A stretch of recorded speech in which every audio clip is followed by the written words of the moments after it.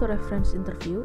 Reference interview adalah percakapan antara anggota staf perpustakaan dan pengguna yang bertujuan untuk memastikan kebutuhan informasi pengguna dan mengambil langkah atau keputusan untuk memenuhi kebutuhan informasi yang dibutuhkan melalui penggunaan sumber daya informasi yang tersedia.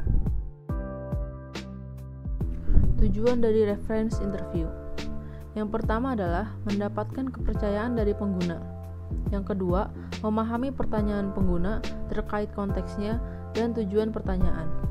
Dan yang ketiga, memastikan pengguna merasa senang dengan respon pustakawan dan meyakinkan pengguna bahwa Anda sebagai pustakawan akan senang untuk membantu lebih lanjut dalam penelitian.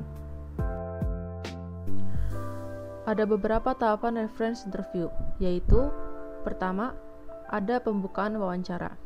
Ada apa saja di dalamnya? Yang pertama, ada tersenyum dan menyapa. Yang kedua, jadilah ramah. Yang ketiga, menunjukkan minat. Dan yang keempat, cobalah untuk tidak menghakimi.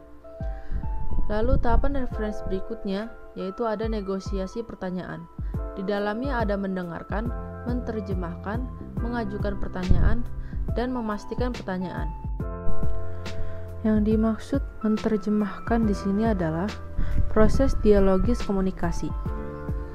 Memerlukan beberapa komunikatif dan strategi retoris agar pengguna dapat mengekspresikan kebutuhan informasi secara jelas.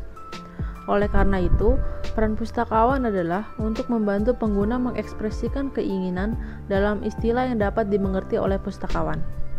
Di sini terdapat dua jenis pertanyaan. Pertanyaan yang pertama adalah pertanyaan terbuka. Dimaksudkan untuk memastikan topik, ruang lingkup, konteks pertanyaan, dan proses tugas yang ditanyakan oleh pengguna. Lalu ada pertanyaan tertutup. Pertanyaan dengan jawaban singkat lainnya. Tahap referensi yang ketiga adalah mencari informasi.